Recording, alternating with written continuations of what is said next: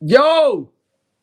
Yo, yo, yo, yo, yo! What you saying, everyone? Big up Josh, big up Lewis, bro. Welcome. Early doors still. Let's let a few more come in and we'll get cracking. It feels like a while since I've last been on. What's everyone been up to? Anyone watching the Ryder Cup? I've had it on all day today, man. It's been a chill working from home with the Ryder Cup on. European boys doing pretty well so far. Ease us into the big weekend of football tomorrow. Oh, there's bound to be some US fans in here, isn't there? Fucking hell, man. Don't be at it now. Don't be starting some heat in this chat. We're all supposed to be on the same side in here, bro. Drum for good luck, chat. I seen him before walking out with Bryson and that. Big up Justin, mate. Nico G on the profile picture, you know. This guy's got some fans. This guy's got a fan base. Who'd have thought it? Who'd have thought it? Big up, bro. Right, so where do we start? Not much has gone on. I feel like a few things have happened in the last couple of hours or so that are definitely worth speaking about. I guess we'll start with Huddersfield. Review the game. I mean, there's not loads to talk about, in my opinion. I was there. I was at the away game. Travelled down, not far from Manchester. Took us about 45 minutes. So just drove down with a few of my mates after work. Nah, no way, Jackson. That's sick, man. I'm jealous. That'll be sick. The atmosphere sounds good. Not as good as the European atmosphere usually, but it does sound pretty good still. Hopefully you'll get cooked, mate. You'll get to see the Europe cook you tomorrow. But yeah, Huddersfield. So yeah, we travelled down. Listen, first big up I've got to give is to the Man City fans, man. Everyone gets City fans get a lot of stick, don't they, about the home atmosphere and how we've kind of turned into this touristy club. But you can't knock that core group of supporters, man, who go home and away every week to every game. 4,000 travelling to Huddersfield on a cold Wednesday night the other day. Singing the hearts out the whole game, even though let's be real, it wasn't the most exciting game to watch. So big up the Man City fans, man. Disrespected fan base. So, in my eyes, probably the best away fans in the country, if you ask me. Definitely up there. Definitely top 5 anyway. But yeah, the fans were great. The game overall, I thought was relatively meh. Especially for some of the guys that are coming in and you expect to make a statement. Who obviously haven't had a ton of game time. I know Savio got his goal, but I don't think he got the best of his fullback most of the game. I don't think Oscar Bob did either. I thought Foden was very good, to be expected. I thought he absolutely ran the game. I thought Nico G was solid as well. He was nicking the ball back in that first half. It was just a very routine victory, wasn't it, in the end? Job done. Bish, bash, bosh, 2-0. Clean sheet. But it was a tough watch, I can't lie. Anyone who's there who said it wasn't a tough watch is pretty much lying to you. I'm not going to glaze the performance because it was pretty boring. And I wanted us to go there and make a statement, man. And make a statement tomorrow as well. But yeah, it was a good little trip. Nice and close.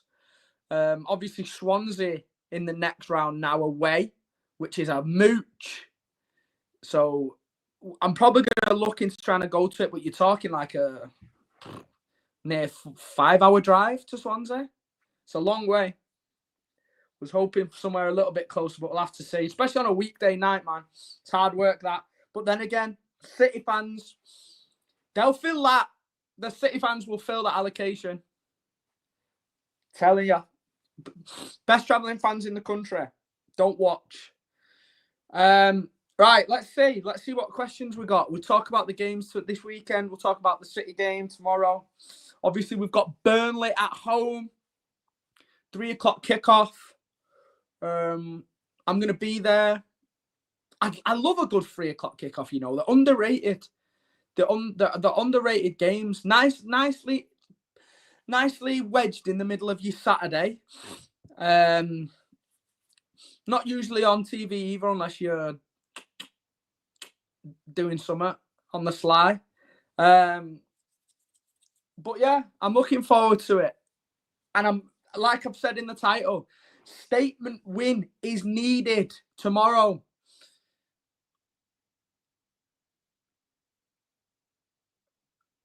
It is needed tomorrow. We've got to go there. I don't want to go there and try and stink out a 1-0, 2-0, similar to the Huddersfield game during the week. I want to go there and smash Burnley. Like, we're at home. We're at home playing a newly promoted side. Go and make a statement. Obviously, the last week, we've kind of steadied the ship. We've got our win against United, win against Napoli, and then the draw against Arsenal away. How you feel about that game doesn't really matter. On the whole, the week, we've kind of steadied the ship. We've built a solid base now to kick on from here. So I want to go and see us go and annihilate someone now. No holds barred. No mercy. Go and kill him. Yeah, I want to see Doku get at Walker, Kurt, mate, from the get-go. Straight on him. Straight on his ass. Pause. But yeah, he's got to get at him straight away. I think Doku will absolutely roast him tomorrow. Don't get me wrong, it's probably in our nature to somehow be on the back end of a Kyle Walker masterclass after everything we've seen the last couple of years. But if there's ever a time, if there's a player in the country to be able to cook that fraud, it's Jeremy Doku, man. I'm telling you now. So yeah, I want to see him at him from the get-go, and I want to see a 4 or 5-0. Don't want to be conceding. Want to score at least 3 goals minimum. I do want the points, Lewis. I get it, but the points should just be a given in this game. Like, I know it sounds arrogant, but Burnley at home, man, the points should be a given, especially after the week we've just had. Solid week we've just had.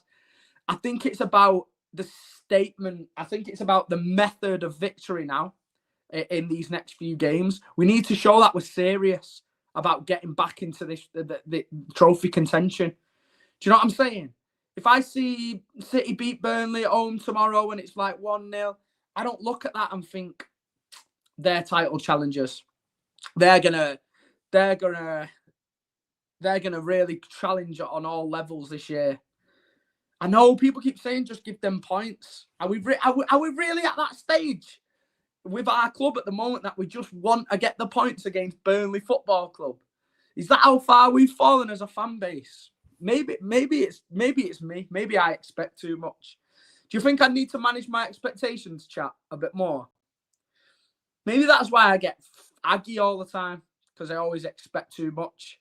Do I need to lower my expectations? What's up, Rajiv, man? Or am I right? Yeah, Bowden's nice, man. Bowden's posh. Mateus, mate. It's posh down there. Posh down there. It's near where all the players will live, that. Would be lovely with a 3-0 and a clean sheet. Anything above that is great. Yeah, Herbal, I said exactly the same, mate. I said exactly the same. I don't want to score less than 3 goals tomorrow. I want to smash him. Now I've got a cold, pal. I've got a cold. I do get you. I'm always like this, though, aren't I? I've got a sniffly nose. If I was on the packet, I wouldn't be sat in my house anyway on a Friday night. Do you know what I'm saying? Be on the beveraginos ready for tomorrow. From the Terriers to Clarets, get job done. Sometimes I don't like just getting the job done, man. Do you know what I mean? I want to smash people to bits. Remember the ruthless City back in the day where we used to just absolutely smash people, like go and score 5-6. We used to do it against the big teams, never mind the newly promoted ones. I think a win should be a given tomorrow. I want to go and show that we're serious. Show that we seriously want to get back into this contention for these trophies. I don't want to see a 1-0 stinker. I can't lie. I'm sorry. Next few games are big as well because they're all more than winnable. We should be winning every single game, really. Let's just double check the fixtures now. I know the games. Let's just get the order up. Don't want to be giving out false info on the page. So, yeah, Burnley at home, 3 o'clock. Got to be done. Statement, like I've said. Monaco away. Should be beating them as well. But let's try and stick to Premier League for now as soon as it's a Premier League preview. Brentford away. They've been stinking the gaff up this year, really. Should be 3 points. Bare minimum. The bare minimum. But a statement. City at Everton. Everton are doing a little bit better this year. But that game's at home. These next 5 games now, we've actually got the 2 toughest teams at home, which suits us. So Everton at home, we've then got Villa away, who've been stinking this year. They might be able to hold up defensively, but they can't score goals. Scored 1 Premier League goal all season, and that was against a 10-man Sunderland team. So we should be able to handle them. And then it's Bournemouth at home. Another relatively tough test. But the fact that we've got Everton and Bournemouth at home out of those 5 games, that should be 5 guaranteed wins in my eyes. Or do I need to manage my expectations? You tell me. Am I asking too much there going into that Liverpool fixture? That it should just be a given that we win all 5 of those games. How many points are you taking realistically, chat, out of those 5 games? Give me an answer. 15, 13, 12, 9. What are we saying? Because I think that should be 15 points, man. Straight up 15 points. I agree, we do have to win them all. Especially going into that Liverpool game, because then there'll be a lot riding on that. And I'm telling you now, right? Clip it, because I'm telling you this now, and you can come back to this tomorrow. Put it on Twitter, do what you want. Roast me. Crystal Palace are taking points off Liverpool this weekend. On my life, Palace take points off Liverpool this weekend. I'm telling you now. So that'll be the first drop points. And we go on a 5-game unbeaten streak now. Winning every game. Going into that Liverpool game. And I tell you what, there's a lot riding on it then. Because if we win that, then we're back in it. Yeah, probably Walter, mate. Imagine saying all this now and then we end up crumbling. Yes, Crystal 2, Liverpool 1. I'm backing it, bro. Even if it's a draw, I think Palace get something against Liverpool at weekend. I'm telling you, they've not. Do you know Palace haven't? Palace are unbeaten in 17 games, chat. 17 games unbeaten, Crystal Palace. Yeah, from the back end of last year till now, they've not lost the games in 17. They're absolutely cooking, man. And I actually think that their style actually suits playing against bigger teams as well. We always struggle against Palace. I mean, look, the Cups was in the FA Cup final last year. And I thought they'd drop off after losing Eze and people like that. But they're still clinging on to the form, man. They're doing well. Where is it? It's at Palace as well, isn't it? Yeah, Palace, 3 o'clock. Hard place to go. Good fans that are going to be up for that game. Liverpool, they're a bit of a bogey team for Liverpool, you know. Done them in the Community Shield. Did they not do them in that? I seem to remember like Dwight Gale scoring like a last minute equaliser. Did they not do them in that Gerrard slip season as well? Where they were like the Suarez one. Wasn't he like crying on the pitch in that? Wasn't that against Palace? Or am I chatting? I'm sure it was. I'm sure Palace like come back and drew like 3-3. And Dwight Gale scored when we won the league in 2014. I'm pretty sure. You might have to fact check me on that, but I'm pretty sure. Yeah, Palace have always had a little bit of a thing and hold over Liverpool. Similar with us and Spurs, man. Do you know when you've got that team that you just hate playing, even if they'll go like a whole season and the crap. Like, I just still never want to play Spurs. Even when they were 17th or whatever they was last year. Yeah, Istanbul, it was. Lewis. I knew I was right, man. So we need another one of them. And I back Palace to do it. Like I say, come back to this video tomorrow at 5 o'clock and clip it. Palace take points off them tomorrow. It's time. It's been coming too long now. Liverpool have been getting too lucky. It's got to run out at some point, and Palace are the team to do it, I'm telling you. They're a solid side, mate. Quick on the break as well. Mateta will cause Konate problems. So, yeah, I'm back in a Palace draw or win tomorrow. Big time. Do you reckon it's copium? I don't know, you know. They drop points and we win 5 in a row. I don't know, you know. You never know, because then I think they've got Chelsea straight after that as well. And then United. I know United are crap, but anything can happen in like a big derby like that. Let's check the fixtures. They've definitely got harder fixtures than us anyway. Liverpool fixtures. So, yeah, Palace away, 3 o'clock tomorrow. Then Chelsea away, back-to-back Chelsea away as well. Saturday the 4th. Then United at home. They should do them, really, but you never know. United, big game like that, they might be up for it, but they'll probably get smashed. Then Brentford win that. Liverpool at home probably win that, and then it's City. But these next 2 games now, Palace away and Chelsea away, back-to-back, knowing how Liverpool can be got at defensively, Chelsea's main threat is that going forward as well. They've got a lot of pace on the counter-attack. They could put a few goals past them and put them in trouble. And Palace could be solid enough to get a draw. So we could be having very difficult conversations in a few weeks going into that Liverpool game. We could be talking about a title race, boys. And this is me being positive for once. Chelsea are cooked, yeah. It wouldn't surprise me. Just the back line's dog, innit? The back line and the keeper's just absolute cat piss. It's not a derby, technically, but it's a big game for the 2 clubs. They both hate each other, don't they? Like, they both claim that they hate each other more than they hate City. Like, United fans always say that they hate Liverpool more than City. A lot of them chat, but it is a big game still.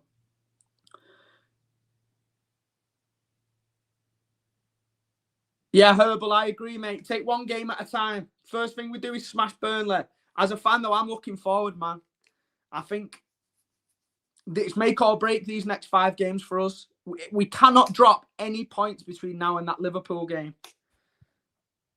If we do, then I think it's pretty much night-night.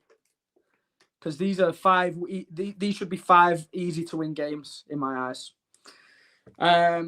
Yeah, we're going to chat about the contract soon. Lewis, mate. Been a couple of new contract rumours and announcements that have come out in the last couple of hours. The first one I saw was the John Stones rumours. So we'll probably address that one first. Little bit of a weird one for me. Little bit weird. I love John Stones to bits. Literally love him. One of my favourite defenders to ever play for the club. An absolute unicorn who can literally play as well in midfield as he can at the back. And that treble season when he was dropping into that inverted kind of midfielder defender role, I've never seen a player in world football that could do that as well as John Stones could.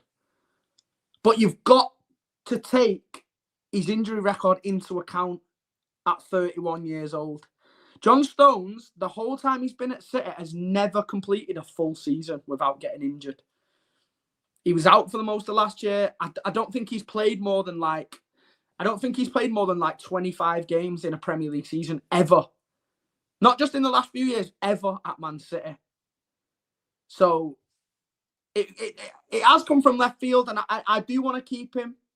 I obviously love him. I think he's a great addition to the squad. It just feels a little bit weird, I think, that we're coming out and offering Stones a new contract without kind of assessing what his fitness looks like over this season. Do you know what I'm saying? Because what if we give him this new contract now and then he's out for another 4 to 5 months? Like, I'd just give it a little bit of time to see how he gets on.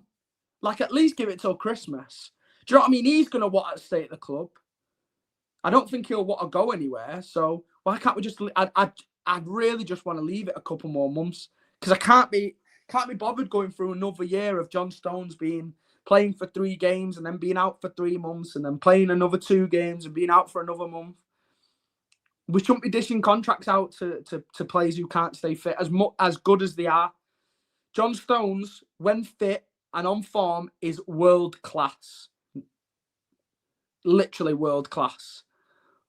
But he's just not fit for enough of the season to warrant getting a new contract just yet, in my opinion.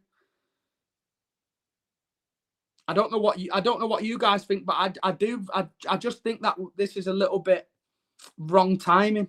I'd give it till Christmas. See how he gets on. See how fit he can stay between now and Christmas, and then have the contract talks in January. Because I don't see him wanting to go elsewhere.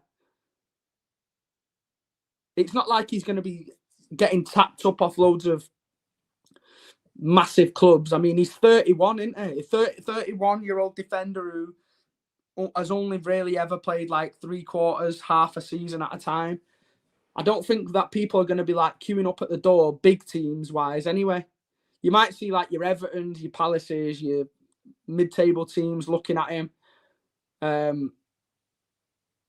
But I'd be very surprised if he got wandering eyes to go elsewhere. So I'd leave it. I'd leave it for a couple of months just to see how he gets on. But yeah, they've assessed the market and seen nothing better than Stones for a year. Really though? There's no one out there that can stay fit for a full season. I mean, don't get me wrong. I don't think that there's many people that are better than Stones. But there's a lot of people that are better than have injured Stones. I'll tell you that for free. There are plenty of those guys out there.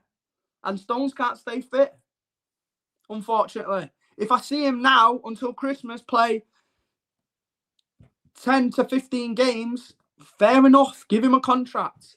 But he's been out again the last few weeks. And we're only 5 games in. So there's nothing there to tell me that he's got the ability to stay fit, because he's not done it for 8 years. But, Walter, you're right, mate. Gay, I completely agree. One of the most underrated defenders in world football, in my opinion. Contract runs out soon. Cheap option. The only problem is he's quite undersized, similar to Diaz and Guardiola. And we've been having a lot of trouble recently with our ability to head the ball clear. People winning flick-ons that have turned into goals. So would be going forward then with Gay, Guardiola, Diaz, who are all around that 6 foot, just above 6 foot range. I do think you need like a little bit of variety when needed. Be able to bring a big dog into the team to smash into people and head the ball away. Juma Bar probably be that guy in a few years, but still early doors yet for him, innit? So, but I do really like Gay. I do really like him. I think he's a quality one-on-one defender.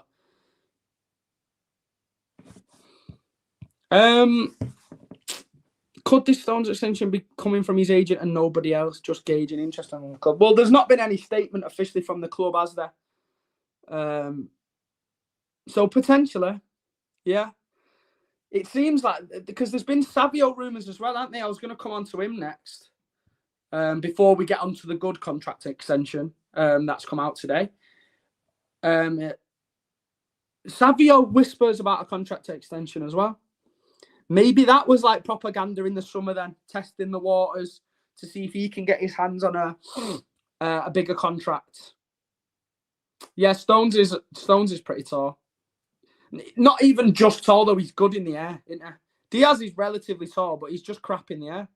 He can't get off the ground for some reason. But yeah, Savio, what do we think of the Savio one? Weird timing again for me. Obviously been out of the team for most of this year. Not looked great when he's come on. I know he scored against Huddersfield the other night, but again, the final ball, the final decision making seemed to be off it for me. He got his goal in the end, smashing it at the keeper, but a lot of the time he was just crossing into nobody. The majority of that Huddersfield game. I don't know what you guys thought about it, but I thought he was pretty poor. But he has hardly played. But this is what I mean, Matthew. Like, so how are we in conversations here where he's going to get a big money contract extension if he's hardly played and he scored one goal in the Premier League last year? One Premier League goal last year and he played over 30 games. Does that warrant a contract extension and a big money increase? Because I don't think so. Or am I being harsh? Yeah, Ivory, mate, I've got full of a cold. I'm sorry. Someone was saying I'm on the old marching powder before. But nah, I'm just ill, man. What do we think? Is Savio worthy of a contract extension already? Yes, big up Luke, bro. Spam the chat, yes or no. Does Savio get should Savio get a contract extension now?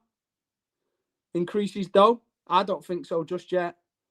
Need to see more from him. I don't want to be the club where we're rewarding players with contract extensions until they've earned it, in my opinion. I know he's not on great money at the moment, but he's still a young player.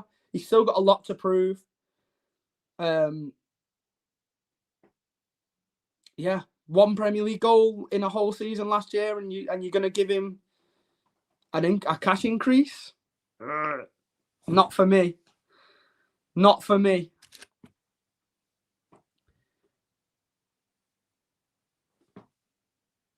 Yeah, it probably is a wasting Kerbal because he's not on a lot. He's not on a lot. I think he's on like 50k or something. It's not a lot at all, but still, you've still got to earn your contract because the next one he's going to be wanting in the hundreds, isn't he? Does one Premier League goal in a full season warrant a 100k a week contract plus? Big up Josh. Yeah, I don't think he's ready for it yet.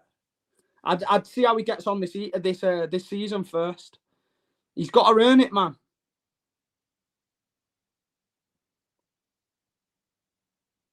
He's on 25, Andrew said. Are we really going to go to just 50 or 60k, though? He's surely going to want more than that. If Spurs were coming in for him in the summer and offering 70 million, do you not think Savio's going to be asking for 100k plus now if he to stay at the club? Because, like Walter's just said there, they were trying to offer him 200k. So, do you think Savio's going to allow us to just give him 50, 60k wage rise? He's going to want more, in my opinion. And I don't think he's warranted it yet. I didn't agree with the new contracts in the summer. That might be harsh, and people will cut me for it for having agendas and stuff like that. But I don't think Ruben or Rico had earned their contracts in the summer. I think they've both been very poor for a long time. So they were rewarded for poor performances, in my opinion. And I don't want to be doing it again. People have got to earn these contracts, man. It's not just a given that you just get paid what you want to stay at the club. You've got to earn these contracts. Otherwise, players get lazy and arrogant and think that they don't have to perform. That's probably one of the reasons why our form has dipped in the last couple of seasons, because people have got too comfortable. People have got too comfortable in this team and think they can coast. But no. He's not warranted it, no. But you say to him, double your money, smash it this season, and we go again and get another. It's a tough one, man. I can see where you're coming from, but I don't think he deserves it yet. I think contract extension should come after good performances, and I don't think one Premier League goal in a season warrants a contract extension. So I think he's just going to have to hold that and wait. How about Savio? You cook now from now until December, and then we talk in January about it. Yeah? Or you cook from now until the end of the season, and then we'll talk in the summer about it. And then if you don't want to stay at that point, when there's a new contract offer on the table from the club, then off you go anyway, because we don't really want people who don't want to be here anyway. So, do you know what I'm saying? Make him wait, in my opinion. Make him earn it. Make him wait. If he does earn it and he chooses not to take it next summer, then we can't afford to carry people who don't want to be at the club anyway. Do you know what I mean? He's still a kid. You can't be making these wage demands now at 21 years old after scoring 1 Premier League goal last year. No chance. So I'd make him wait, man. Can't just be dishing contracts out willy-nilly. So yeah, Savio and Stones, both weird rumours, in my opinion. Exactly. People like this guy who's our best player last year. How's that still on the table? How's Rodri still on the table? How have we not had any of that news yet? Do you know what I'm saying? These guys should be the dead certs. These should be signed, sealed, and delivered already. Whatever they want. This is our spine. These are the 3 world-class players. Add Haaland into that, add Donnarumma into that as well, that are going to carry us through the next 5 to 10 years at the club. So get them locked down now. DK, I have no idea, mate. It's a bit of a weird one. Obviously, he was coming to the end a little bit, but I still thought he was good enough for another year. And I mean, if you're not giving KDB one, and you're not going to show like loyalty to him, then that's why the Stones ones feels weird to me. Do you know what I'm saying? Because sentiment didn't come into it with KDB, but sentiment's kind of coming into it with Stones for some reason. Foden, Rodri, Guardiola should have been done already. They're the guys that you need to lock down for the next 5 to 10 years. But we did get one contract over the line for someone who massively deserves it. A young player who has stepped up and performed for us and put his head above the parapet and fought for us when the chips were down in FA Cup semi-finals, Manchester derbies, the Emirates away, playing out of his natural position, and that's Nico O'Reilly. Big up to that guy, man. Nico!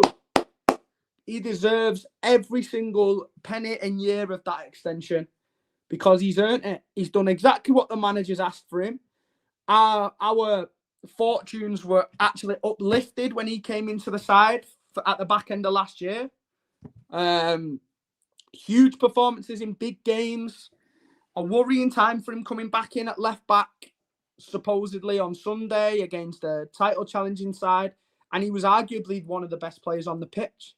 Absolutely pocketed Madueke, who'd been having his way with everyone so far this season. And Nico pocketed him. So, and Chelsea were sniffing around in the summer. So hopefully, this is the end now. And we've locked him down. 2030 contract signed till. And he deserves it. That is a player, a young player that deserves it. And you cannot deny it. He's done everything the manager's asked of him. Playing out of position and puts in 100% every game. He's not perfect. Far from it. But you can tell he gives his all for the club. It means something to him to put that Man City shirt on. And he plays like it. He fights for the badge. And we need more players like that in the team. So he deserves every bit of that contract. And I'm buzzing for him. Buzzing for him to stay here. I think that's his position now. I don't know about you guys. I've seen him in centre mid a couple of times now and he doesn't blow me away. But he's a very, very good, solid left back. Very good. Athletic, tall, strong, quick. He's got all the attributes to be a little bit of a unicorn back there. with all these attributes because he's very good on the ball as well, uses his body well to maneuver it around players. I like how when he gets high up the pitch, which he likes to do, he doesn't just overlap round Doku. He underlaps as well. He makes runs into the box from left back in central areas, so it's an extra man crashing the box. I think he's great, man. I think he's a very, very good player, and he brings something a lot different to anyone else at our club. And I'll tell you now, Aït-Nouri's going to have a little bit of a job on his hands to get back into this team when he's back from injury, I'm telling you. Because he's got a battle on his hands now. Both very different players. Aït-Nouri's very tidy, very skillful on the ball, dribbling. Quite weak defensively wise. Nico O'Reilly's like a physical specimen, man. Still young as well. Knocks people off the ball. Runs with pace. Drives forward rather than kind of the intricate dribbling. So, yeah. He's going to have he's going to have a job on his hands getting back in. And it's good. It's good to have these problems, isn't it? Because I can't remember the last time where we were in this situation where we've got so many players in each position kind of fighting for the place in the team. We didn't have this last year. We were forced to play kind of makeshift 11s. And nowadays we're talking about 2 players fighting for every position on the pitch. So, yeah, big up to Nico O'Reilly, man. W's for Nico O'Reilly because he is massively at that contract. Massively. And he's going to be a problem this year at left back. He's going to be a big problem. I want to know your opinions about the whole midfield and left back thing. I just want him at left back now, me. I don't think he's got like the right intricacies and nice touches and weight of pass to be midfield. He looks a little bit clunky there for me sometimes. But left back, I think, suits him perfectly. Because he's big and strong and quick, isn't he? Do you know what I'm saying? He can get up and down that wing, coming back, tracking back, but obviously crashing into the box as well. Yo, big up, man. Super chat from ETH Man City. I hope that's not Eric Ten Hag's burner. Eric Ten Hag's burner account sending us a super chat. Oh, from Ethiopia. Big up, man. Appreciate it. I have a strange feeling that we're going to win the Champions League. Do you know what? I won't put it past us, you know. I would not put it past us. We seem to be looking a little bit more like a cup challenging side, don't we? Where we're kind of trying to navigate games now and try and shithouse our way through them. Like that Arsenal game the other day. That felt like a 1 of 2 leg Champions League game. Do you know where you try and get a result away from home so then you can play them off the park at home? That had that kind of feeling to it. And Pep obviously has shown that he's willing to adapt this year by hook or by crook to try and win the game and get a result. So, yeah, we definitely seem in a better position for it this year than last year. Because I feel like we can just change our style on a game-by-game basis. We can change our style mid-game as well. So, yeah, it wouldn't surprise me. It would not surprise me at all. Big up for the super chat, man. I appreciate it. We can mould him into a midfielder. I agree, DK, bro. He does want to be a midfielder, but from what I've seen him in both positions, and he's by far a better left back in my opinion. He's not under as much pressure there to keep the ball as well all the time. Yeah, I agree, Feathers, mate. I agree. Totally agree. He's definitely a better left back. So yeah, we've done the contract. We've done the game tomorrow. We've talked about the Huddersfield game, the fans at the Huddersfield game, which were incredible. Mukasa was all right. He was all right, DK. He did all right. He was relatively quiet, but he's playing out of position as well. He was in like a false 9. And I just don't think we really got the service to him that much. It's a very side-to-side boring game, mate, to be honest. We didn't really get the ball into him enough, to be honest. The crossing was poor from Bob and Savio all game, really. But like I say, we got the job done, innit? And that's all that matters. So yeah, let's have a quick look at the other games this weekend. Have we got any other? Is there any other big games on this weekend? Do a few Premier League predictions. Yes, Niall lad. How's it going, mate? We've just been doing a rundown of the contracts, talking about the Huddersfield game, looking to Burnley tomorrow. I'm going to check now the other Prem games this week, see if there's anything riding on it. Brentford United, early doors tomorrow. What do we reckon? An L there for United. That's a similar time of year to when they smacked them 4-0 a couple of years ago, isn't it? That could be a loss, that. Chelsea-Brighton's a decent game at 3 tomorrow. Should be goals in that game. 2-2, I reckon. Then Palace, Liverpool. I've told you all, Liverpool do not win tomorrow. This is the first game they drop points.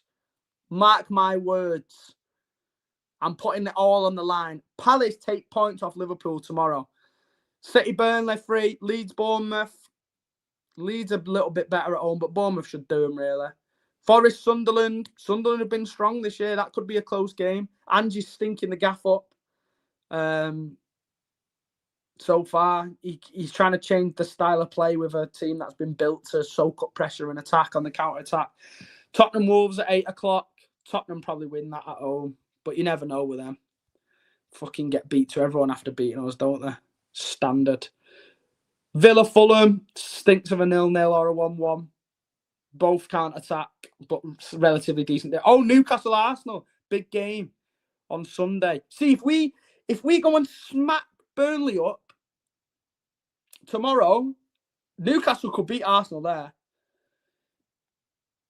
And the way Arsenal fans are gassing them up this year, I think they've looked terrible all season. I think they've regressed, Arsenal, compared to last year. And they'd regressed last year from the year before. So they're on the downward spiral with this manager still at the club.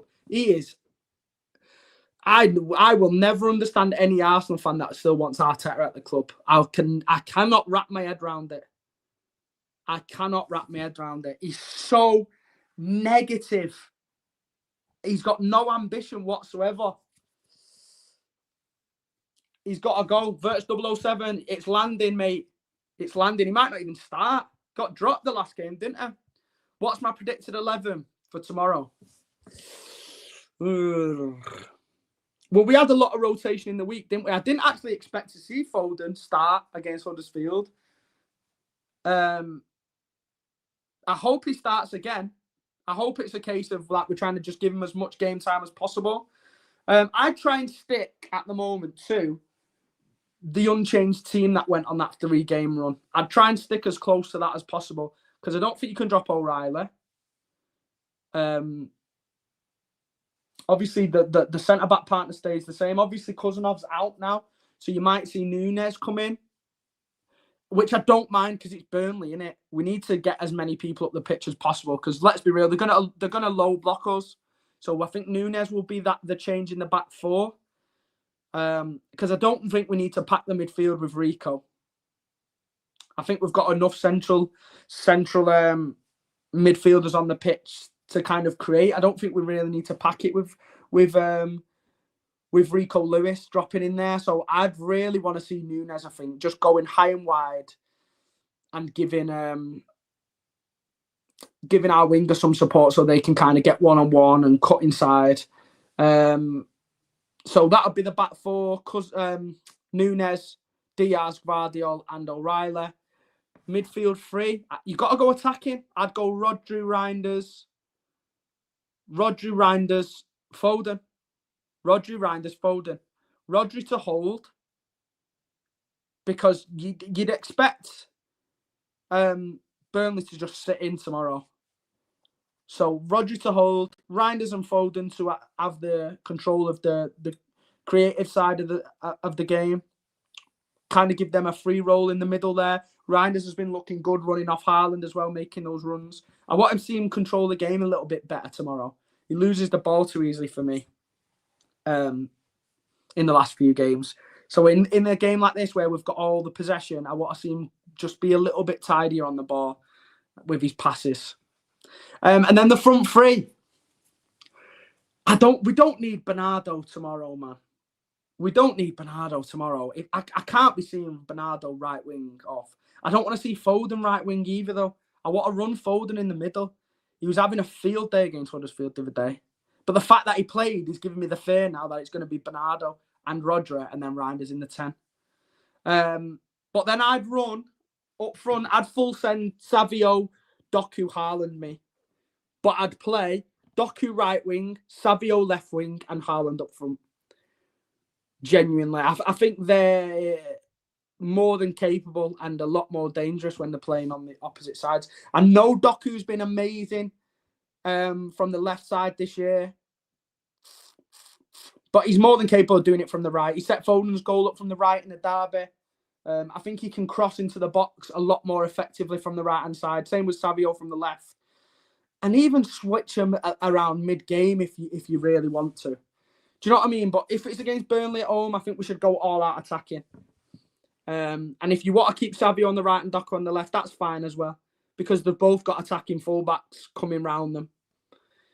Núñez will be bombing round Savio, which will give him the opportunity to cut in on his left foot by dragging a defender away. And Doku the same, because O'Reilly's going to get forward as well. So yeah, I'd full send it. So Donnarumma, Núñez, Diaz, Guardiola, O'Reilly at the back, Rodri, Reinders, Foden in the midfield, and then Savio, Haaland, Doku. That's my predicted team. That's what I'd go with. Go attacking, man. We're playing Burnley at home. What do you guys think? Do you agree with that? Would you change anyone? I think that's probably the best team that we can stick out to get a convincing job done. Like I say, I want a statement win. I don't want to just be sat watching people like Bernardo from the right wing crossing the ball or Rico Lewis like tip-tapping around. Let's go for the jugular, man. Get straight at him with pace. Anyone change anything? Or are we happy with my team? I think that's solid, man. I'd put O'Reilly in the mid and Ake left back, rest Foden. I'm not keen on O'Reilly in the midfield, me, DK. I'm really not. And I think Pep will try and keep it.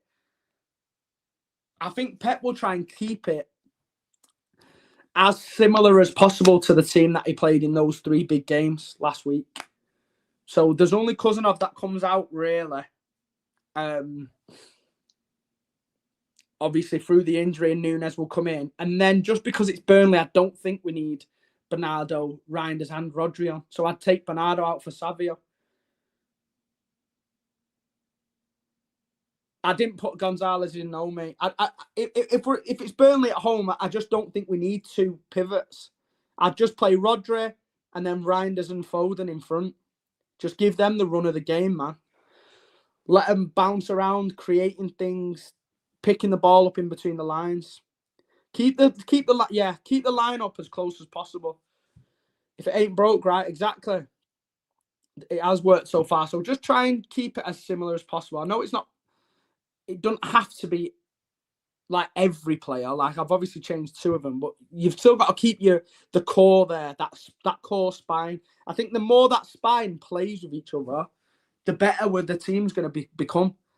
And the spine that I talk about all the time for me is Donnarumma, Guardiola, Rodri, Foden, Haaland. They're the 5 players that have to play every game for me, or as many as possible. You need to keep those 5 together. I think they're the keys to all of our success this year. And when he's fit, I'd even add Cousinov to that as well, because I think he is a must start in that back 4. Whether that's at right back or at centre back, I think he, when he's fit, needs to play every game, in my opinion. But those 5 that I've just mentioned there are the main spine of that team that I think you need to keep together and give them as much time together as you can. I've heard Cover's back training now. we might see a little bench appearance. I won't mind to see him getting minutes. I think he's been training, but I don't know whether he's actually back. Schwagstick, what are you saying? He's still out? I thought he was back in training.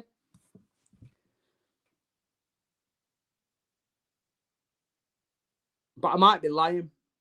I might be chatting. So people thinking of resting Rodri tomorrow? He has just had a week off.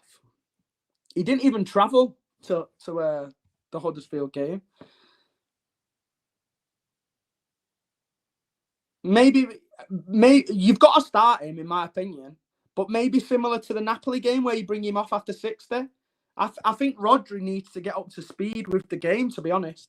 I think he's one of those that you need to play as much as you can.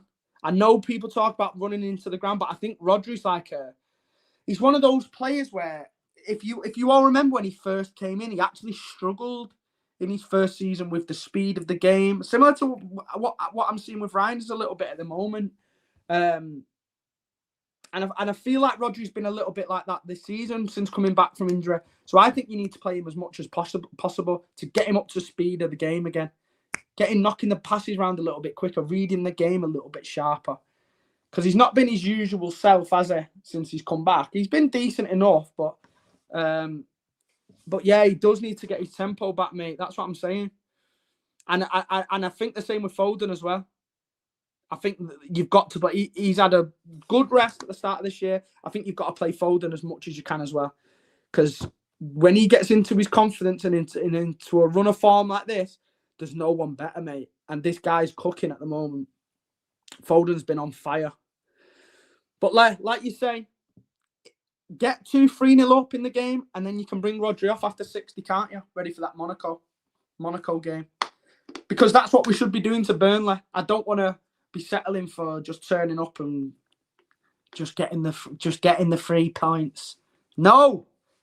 Go and annihilate them, man. Go and annihilate the pie-eating bums. I'm not letting Burnley come to our ground and us be like, oh, God, I hope we get the 3 points today. Oh, please. No. Go and smash them. F Burnley, man.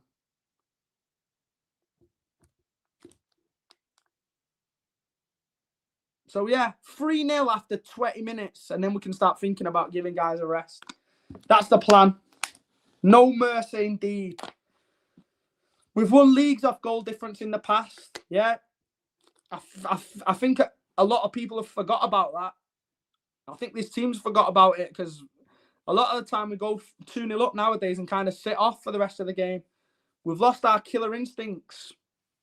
I want to see us trounce someone. I want to laugh at some away fans. I want to see them leaving before half time. Ruthless aggression. Let's get after it. Yeah, it's got to be a clean sheet as well. They're terrible going forward, Burnley. They built this promotion team off having a very solid defence. But they've got nothing going forward. Herbal, mate. I want to see fighting spirit and creative play. We have to show we can break down an 11-man block.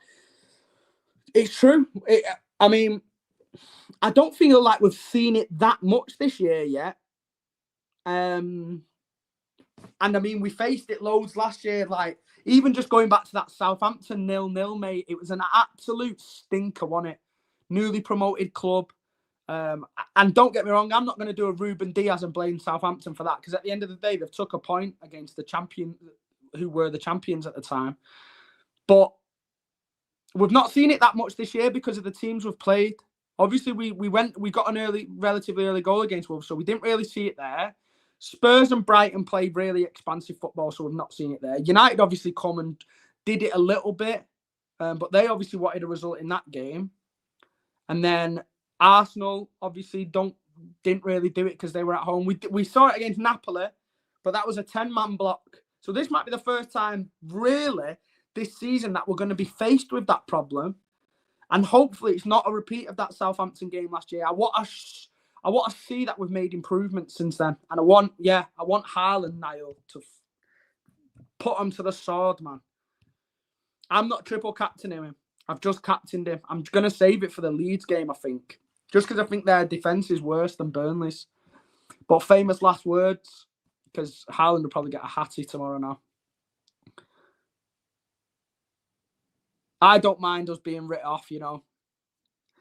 It takes the pressure off. It lowers my expectations as well, because my expectations are too high.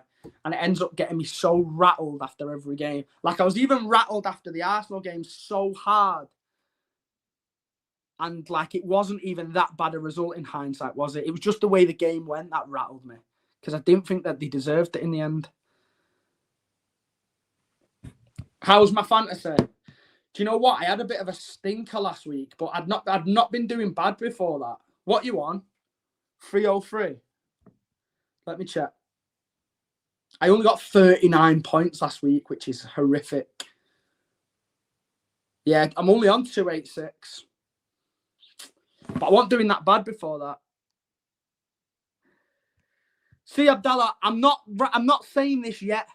I'm gonna say this after the next 5 games, bro.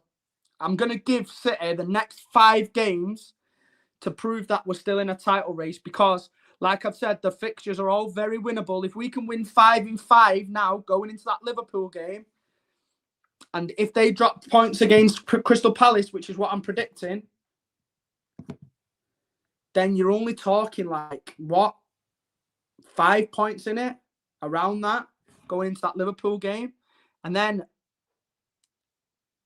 we go and win that. It's at the Etihad. Lot to play for. Pressure's on Liverpool then because City are on a streak. So next 5 games is big. I think we need to win all 5 of them, and then everything rides on that Liverpool game on the Etihad, at the Etihad. But if we drop any points now against Burnley, Brentford, Everton, Villa, or Bournemouth, then I think you can pretty much say goodnight. Because then we're going into that Liverpool game maybe 8 points behind, 10 points behind. And then if they win that, Liverpool aren't going to lose 13 points this season, 12, 13 points. I think I was speaking to LB about like the average losses in a season for title-winning sides, and I think it's around about 3. So usually on title-winning Premier League sides in the last 10 years, on average, I think they lose about 3 games across a whole season. We've already lost 2 in the first 5 games. So we need to go on a run now, or it's not looking good, bro. 5 in 5, and if we don't get it, then you'll hear me start saying the title race is over. But until then, I'm running with it. I'm trying to stay positive, or Martin's going to get my ass. Well, this is what I'm saying, DK. I'm not saying that if we'll win, because I'm saying we'll smash them all.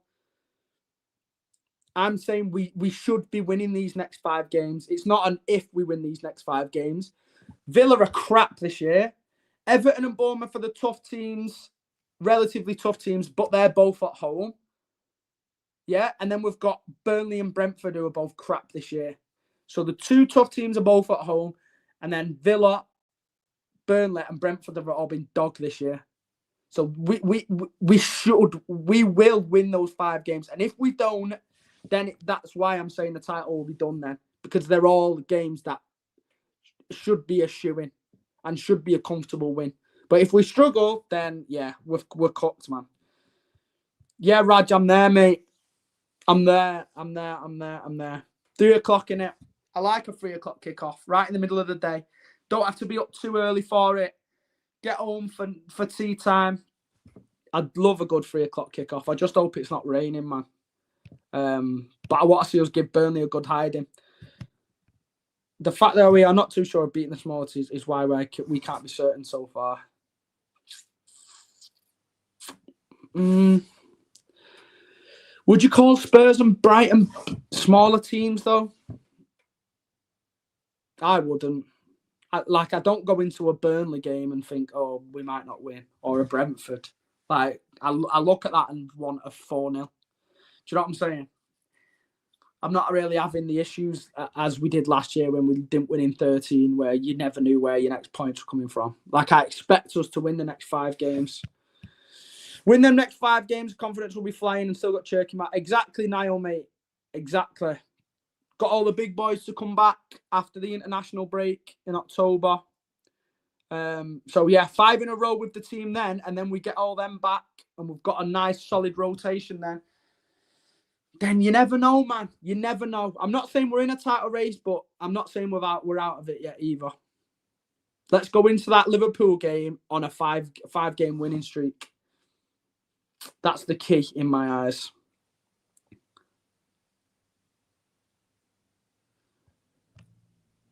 Yes, Raj.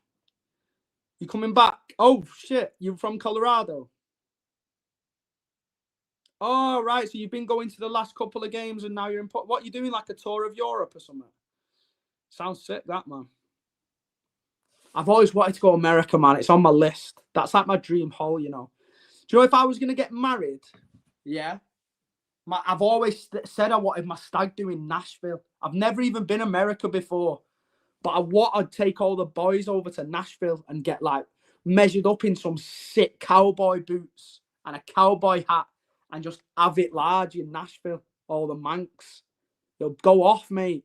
But even if I was going to go on, like a chill trip, like, I really want to get over and visit, like, numerous places, like Florida, Philadelphia, LA, Las Vegas, obviously, New York. I want to do them all, man. I know it's all very spread out, and hard to do in one trip, but I want to do it. Went to LA last year and Vegas, mate. This is what I mean, man. I love, like, American sports as well. I love my basketball and NFL. I'm a bigger 76ers fan. So I really want to get over and see a game. Even if it's not the Sixers, I'd just love to see a basketball game, man. You should date an American girl. And I'll imagine. Free visa and that. Have a kid. Trump ain't stopping me at the airport then if I've got a Yank kid. No stopping me. But yeah, I'm dying to get over to America. Maybe. Do you know what we need to do? Like a panel, an LB panel show link up in the States at one point in 2026. Live stream with me, LB, Danny, Tarek. Everyone get over there. We'll have like a big meet and greet, like live panel show. That'll be sick. And then just all go out for bevs after it. But yeah, I don't know how I've ended up waffling about America, man. Gone off on a bit of a tangent there, but we've pretty much covered everything with City now, so I'm probably going to get off. I can't believe it's 9 o'clock. Getting a well-needed trim in the morning before going to the game, and then we'll be at the game, and then I'll probably jump on for a live after Burnley, yeah? And just have a chat about what we've seen, and hopefully it'll be all positive, and I'll have nothing to moan about. But then, that's not usually like me, is it? So, we'll have to see. But yeah, I'm expecting a 3-0 win I'm going to go for. Yeah, it would be sick. World Cup over there would be generational, man. Yeah, we'll jump on tomorrow, talk about the game. I don't know what time it'll be. I'll schedule it tomorrow, innit? I'll see what time LB wants to do a panel show, and I'll try and do it before that so we're not clashing. So yeah, I'll aim for about 8 p.m. again, Raj, mate. Let's get everyone's score predictions before I dip off. Hit the lights up already if you've not already hit it. Quick, spam your predictions in for tomorrow. I'm going 3-0 City. I want to see what confidence levels we're at before I go to the game. 4-0, 5-0 Haaland Hattie, 5-1 City. DK thinks we'll concede. 4-0, 4-0. 2-0. I like it, man. Not many people got us conceding. Plenty of goals in there as well. Big up, guys. Easy win for City tomorrow, I'm expecting. And yeah, I'll jump back on. I'll schedule it and post it on Twitter and that so people know to get it locked in. But obviously, a big up to you all for coming on again and chatting to me, carrying me through this Friday night. And yeah, on to Burnley tomorrow, and I'll catch you all on the flip side, hopefully. And hopefully I won't have had too many beers by then. So yeah, have a good night, guys. Big up Europe in the Ryder Cup as well. Hold that, the American people. We're gonna give it to you. Peace out. See you in a bit.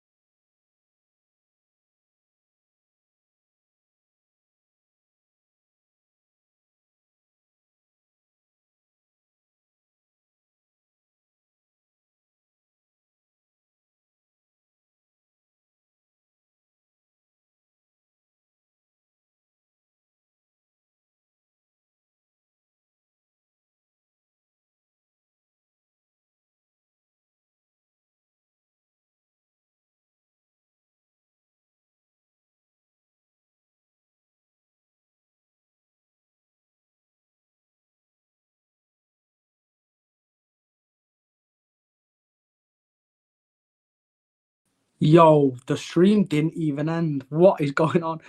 I swear I pressed end stream. One sec. Wow, that is West, man. See you in a bit.